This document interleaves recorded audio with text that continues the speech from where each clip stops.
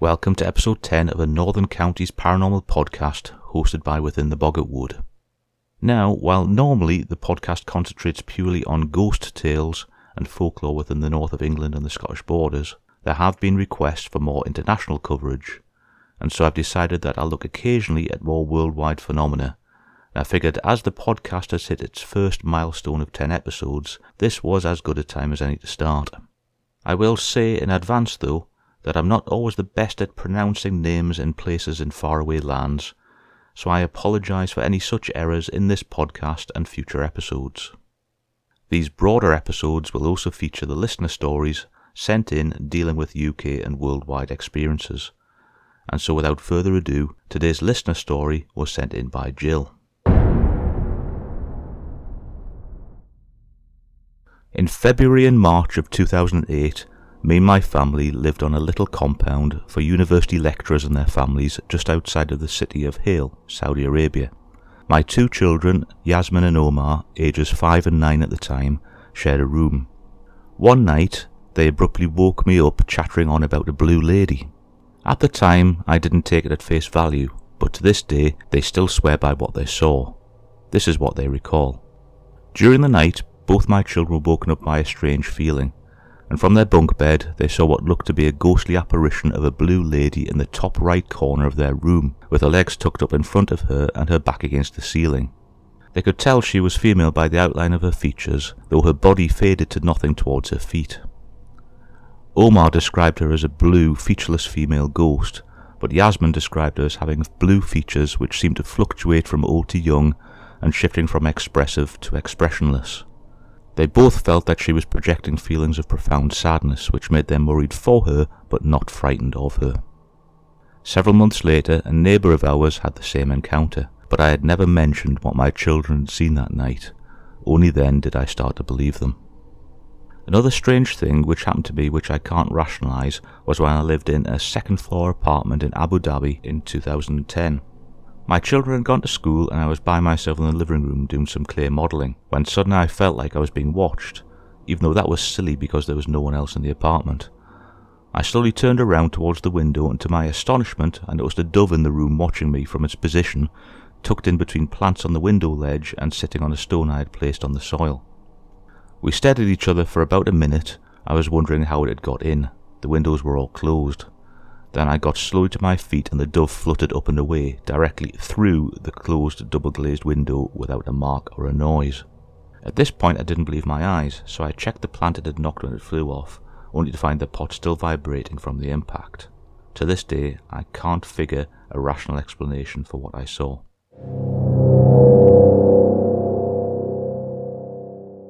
So now we move on to this episode's main story.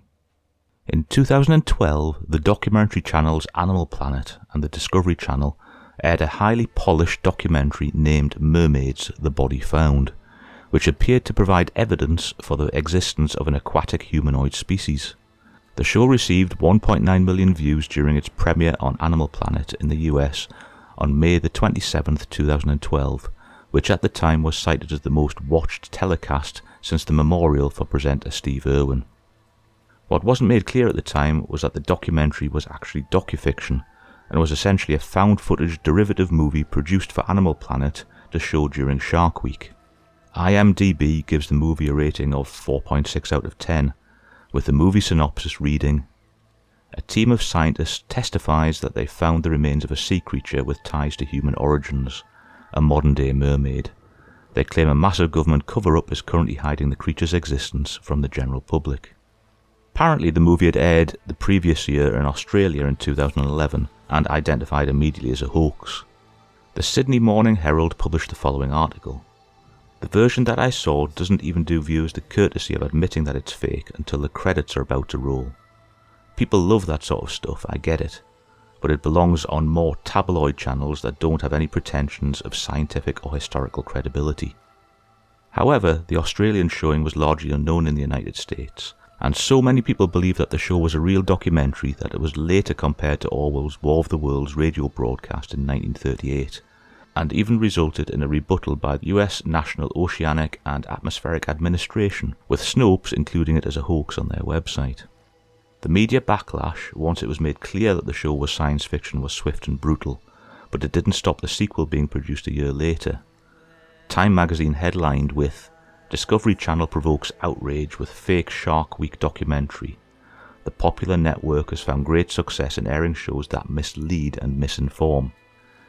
And Wired with, "Mermaids embodies the rotting carcass of science TV."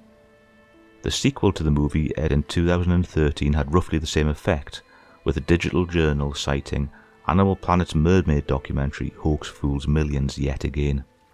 The Snopes article debunking the movie is worth a read in its entirety, and while I'll read its conclusion here, I will put the link in the podcast information page. On 27th of May 2012, Discovery's Animal Planet channel aired a pseudo-documentary entitled Mermaids, the Body Found in the US, a purely fictional work dealing with the purported federal cover-up of a discovery involving scientists from the National Oceanic and Atmospheric Administration that proved the existence of a remnant population of mermaids, described as being an evolutionary offshoot of the aquatic ape hypothesis, a generally discounted idea that early hominid species went through an aquatic phase in their evolution. The programme was not fact but rather speculative science fiction, which included obvious CGI-produced video sequences and fictional characters such as Dr. Paul Robertson, a former NOAA scientist. To enhance the pseudo-reality aspect of the programme, a website was established at believeinmermaids.com offering no content other than an opening page hoax proclaiming that the site's domain had been seized by the US Department of Justice and Homeland Security. So why are we so ready to believe fictitious tales of aquatic humanoids? 5,000-year-old folklore of half-fish, half-humanoid beings can be found in Mesopotamian folklore, with the fish god, Oannes, said to have taught humankind writing, the arts and the sciences. Oannes was described as a fish with the head of a human beneath the fish head and the feet of a human beneath his tail. Then, in Syria some 3,000 years ago, there was the tale of the goddess Artagatis, who dove into a lake and took the form of a fish. In ancient Greek mythology, one Greek myth states that Thessaloniki, sister of Alexander the Great, had been transformed into a mermaid on her death in 295 BC and set up home in the Aegean Sea. Apparently she had the magical ability to conjure storms to destroy ships manned by those not loyal to her brother.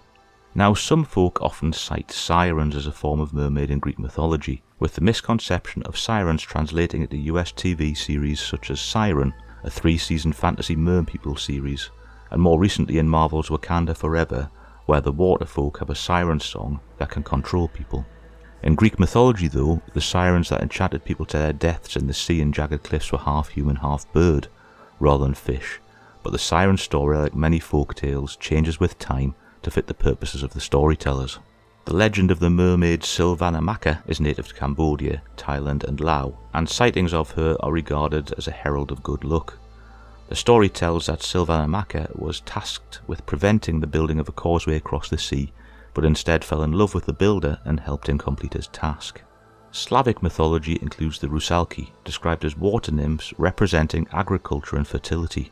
However, the tales of these friendly creatures changed in the 19th century, when the folklore morphed the water nymphs into the ghosts of women who had died by drowning, and who in turn continued their paranormal existence, luring men and children to their watery grave. Again, as folklore is changed by storytellers, originally the Rusalki were represented in full humanoid shape, but in more recent years is often depicted as half-human female, half-fish. The tale of Melusine seems to date from medieval European folktales, though Germany, France and Hungary have different versions of her story. Melusine was said to be a sprite or spirit with either a fish or a serpent tail. In some stories she also had wings. The most common story cites her as the daughter of a human father and a fairy mother, punished with a tail by her mother for bad behaviour. In Japan, the mermaid is presented a little differently. The Ningyo, translated as human fish, were said to have a monkey's mouth filled with small fish teeth, golden scales and a voice resembling a flute. The folklore suggests that eating their flesh while making a tasty meal would also make the imbiber live longer than normal.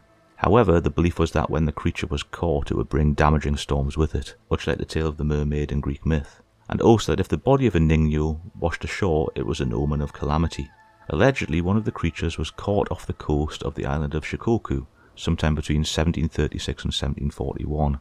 The body of the creature was moved to a temple in Asakuchi, where the body was said to have been mummified over time. It was also believed that the mummy had the power to grant immortality, and even though the mummy had been sealed from view, offerings were made to it in more recent years to avoid the impact of COVID-19. In 2022, scientists were allowed to study the mummy for the first time, and it was found that the creature visibly appeared to have a mammalian upper with a fish lower half. But when scanned and investigated, it was found that while the lower half of the mummy was indeed that of a croakerfish, the upper body was a construct of cotton, cloth, paper and pufferfish skin, with mammalian hair, nails made from animal keratin, and the jaws from a carnivorous fish. The structure had been pinned together and had been painted with a charcoal paste. So why the hoax? It's simply thought that due to the popularity of the mermaid mythology, fake mummies were likely created for simple spectacle, or even for an export. By early this year, a further 14 mummies have been found, so it is hoped that a study of these items may shed a little more light on the reason for their creation. So now, moving a little closer to home. The UK does have a number of mermaid tales. According to the folklorist Catherine Briggs, mermaids were seen as beautiful women from the waist up with long golden hair, but fish from the waist down. The sighting of a mermaid was said to be a portent of doom for fisherfolk, with a mermaid encounter often resulting in the loss of a boat or ship and all hands. Briggs called these the hungry, ravening mermaids, and were said to travel up rivers to bask on riverbanks. These creatures were said to lure hapless travellers with cries for help, pretending to drown in the waters, but when the hopeful hero would plunge in to save her, the mermaid would drag them down, drown them, and feast on their blood. In Scottish folklore, there were stories, however, of mermaids advising on medicines and herbs to aid dying folk, and in Cornwall, mermaids were said to grant wishes to good people who helped them. Lamorna Rock in Cornwall is also said to be the home of a mermaid, and while she has never been seen, her song can be heard heralding the sinking of a ship 7 days after the song is heard. In Staffordshire, near Leek, is the Mermaid's Pool. Legend has it that at midnight, a mermaid will surface to comb her hair, and anyone unfortunate enough to be close to the water's edge will be dragged down and drowned. At Rendlesham, Suffolk, there is the tale of a pool being home to a mermaid armed with a rake, which she used to drag unruly children into the depths for her dinner. A similar entity in the River Gipping was also said to prey on children. At Hayfield, Derbyshire, is a further mermaid's pool, where it is said a mermaid will appear at midnight on Easter Sunday Eve, and anyone witnessing the creature will be granted a longer life. At Marden on the River Lug in Hereford and Worcester, local tales tell of a storm causing the local church bell to fall into a river, only to be found and secreted away by a freshwater mermaid, who can be heard ringing the bell occasionally from the depths. In the 1860s, folklorist Denham records there was a stone carved with the impression of a footprint at Old Cambus, Scottish borders, which was used to cross a wet area of the road leading to St Helen's Church. The stone was called the Mermaid Stone, as legend had it that a Selkie in human form had stepped on the stone, causing the footprint while trying to evade her human pursuers. Folklorist Mark Alexander recorded in 2002 that pebbles found on the beaches of Iona were known as mermaid's tears, due to the tale of a mermaid who fell in love with the holy man. The holy man prayed to God that she was given human speech and a soul, but the mermaid preferred to stay as she was, and as so they were forever separated, and her tears of sorrow petrified as she wept and fell on the beach as pebbles. In Irish mythology, Merrow is the name given to merfolk, with the female Merrow said to be extremely beautiful with long green hair, while the male Merrows were ugly, cruel and more fish than human. According to Briggs, female Merrow had webbing between their fingers, and usually appeared before ferocious storms. They could come onto land by using caps made of red feathers, but if their cap was ever stolen or lost, they couldn't return to sea until it was recovered. The male Merrow said to have green skin, red noses and pig eyes. While most sources suggest they were cruel beings, Briggs describes them as jolly, jovial fellows who often became fast friends with their human counterparts. In Scotland and the Isles, the Selkie were a further derivative of local mermaid myth, though in this case the Selkies were shapeshifters that used magical seal skins to transform into a seal when in the ocean. When they removed their seal skins, they took the form of beautiful women. The tales are mixed, with some citing them as dangerous creatures luring people into the water to their deaths, while most tell stories of the Selkies taking human form and marrying humans to begin families. According to Briggs, sea lions, crested seals and grey seals were thought by the people of Orkney and Shetland to be Selkies, which were attributed to fallen angels driven out of heaven for following Lucifer but not deemed bad enough to reside in hell. In her version, there were both male and female Selkies, both very beautiful in human form, with the males being somewhat restless and often wandered inland in search of human mates. The females, however, were less capricious and preferred selkie husbands, but human males would steal their seal skins while they were on the beach dancing in human form, and the females, unable to return to sea without their seal skins, would be forced to marry the human who had stolen it. Briggs also refers to another group of seal people, cousins to the selkies, as the roan, who made their home at John O'Groats. Unlike the selkies, however, that used their magical seal skins to transform to and from seal form, the roan didn't need the skin, shape-shifting at will and also allowing humans in their presence to also shape-shift. Now for a slight perception change, moving from folklore to alleged sightings. In 1809, the Glasgow Courier mentioned a sighting of a mermaid off the coast of Caithness. The article is entitled "The Mermaid" and begins with a small letter to the editor of the Glasgow Courier. Sir, the letters from Caithness respecting the mermaid, which have lately appeared in the public prints, having excited considerable attention, the Glasgow Philosophical Society, by their secretary, wrote to the Reverend Mr. Mackay, Minister of Ray, to ascertain the authenticity of these documents. The following polite answer was in due course received by the Society.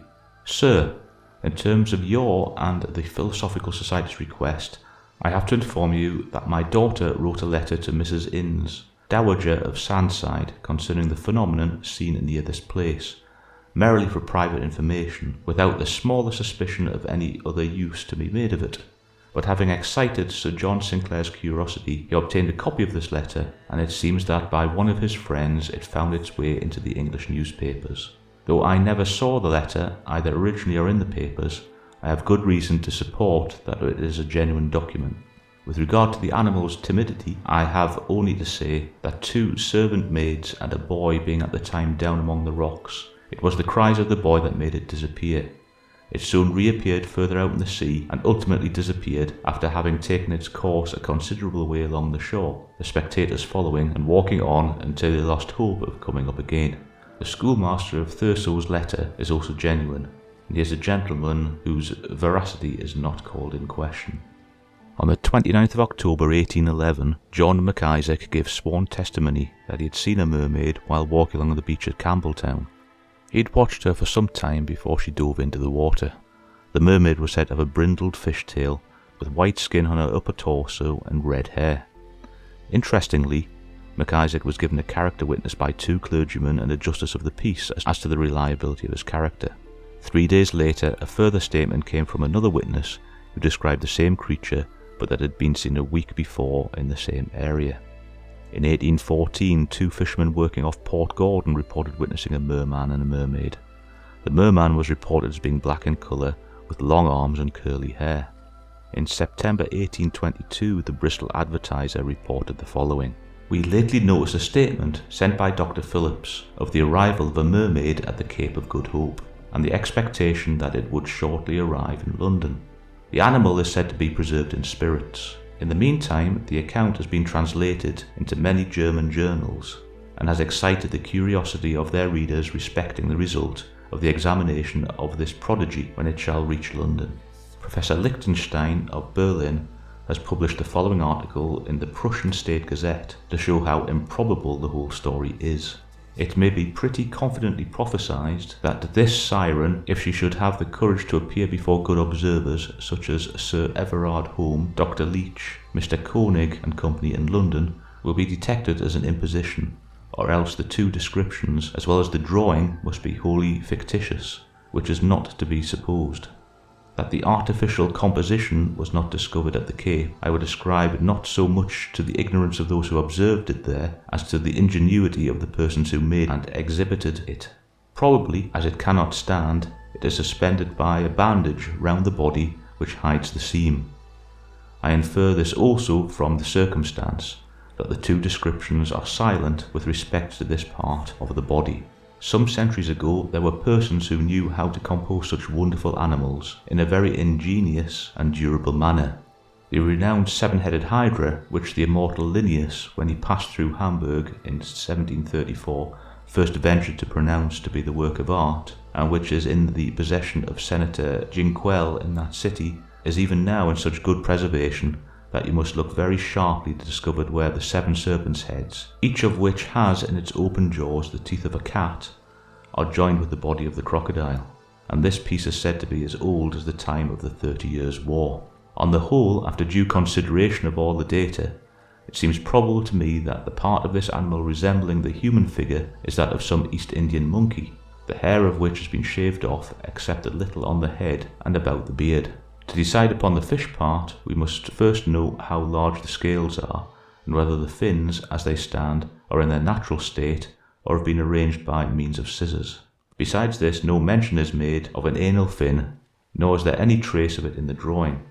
Before we believe in sea nymphs, we should first see the unicorn and the cloven-footed horse, that the knowledge of miraculous animals may be properly developed.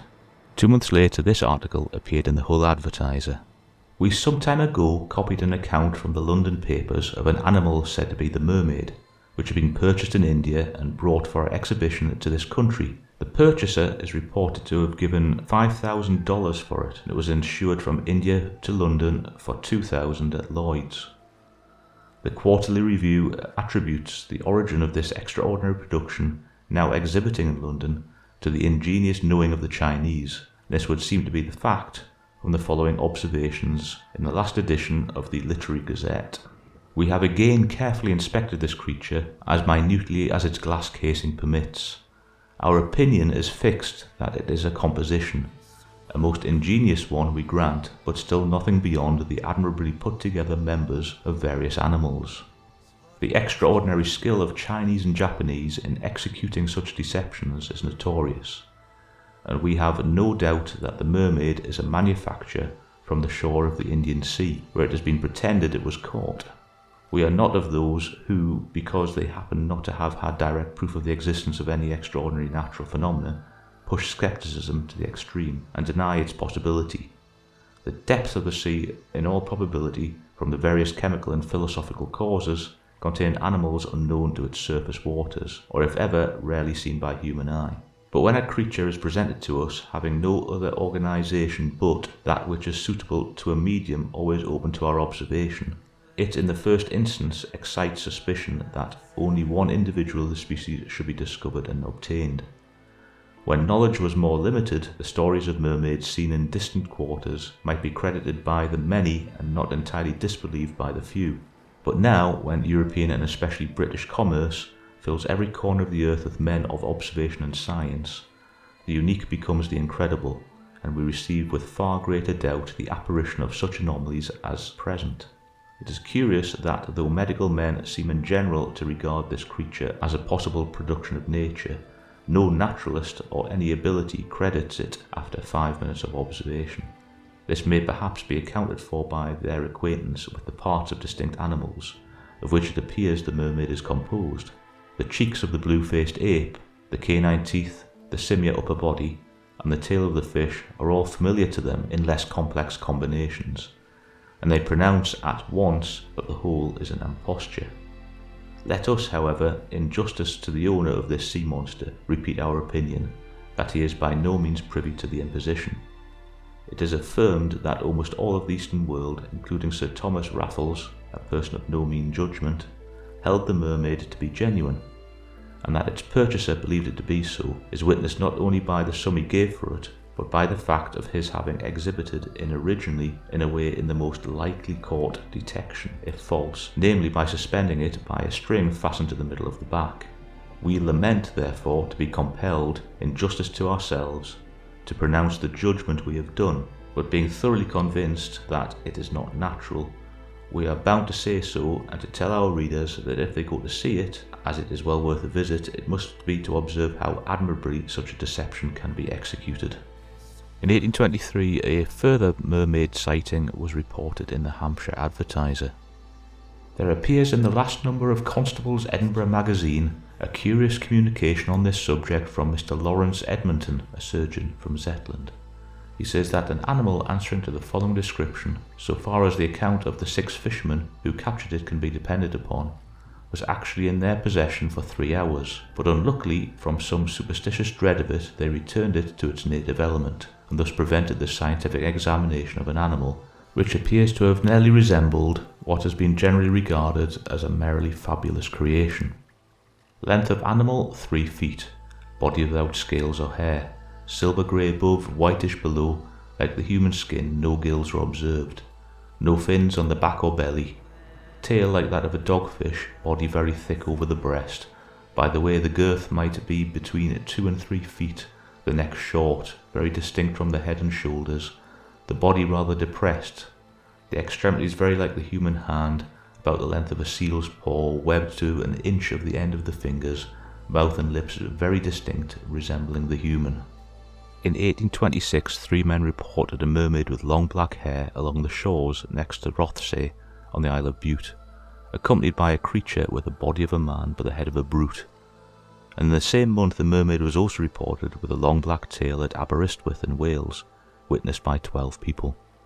As with many folklore elements across the British Isles, the sightings of merfolk dwindled rapidly, moving into the late 19th century, though folklorist Walter Dennison recorded in 1893 that there were folk living on the Orkney Islands with webbed hands and feet that claimed Selkie lineage, and moving into the 20th century, sightings continued to decline, though once again Orkney produced an interesting case when on the 14th of July 1990, 2 birdwatchers went missing without a trace, and it's recorded that the locals put it down to them being taken by the Selkie folk. While sightings of these cryptids are becoming rare around the UK, the interest in mermaids and merfolk is blooming, aided by docufiction and also, of course, movies such as Disney's The Little Mermaid. This interest is manifesting in many cases as a form of roleplay, with mermaid schools appearing offering courses in mermaid swimming, photoshoots, etc., with some people choosing to even identify as merfolk.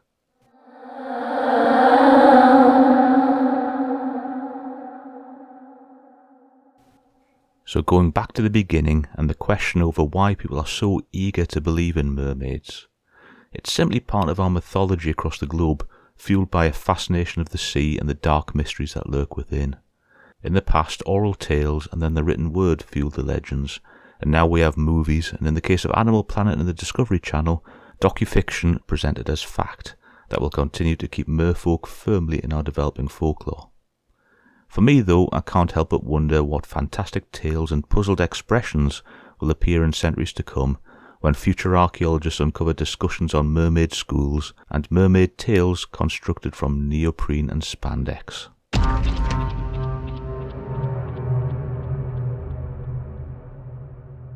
Thank you for listening to this, the 10th episode of a Northern Counties Paranormal podcast hosted by Within the Boggart Wood. If you'd like any more information on the project, including social media or Patreon links, please visit the website at theboggartwood.uk. Until next time, have a great week and stay safe.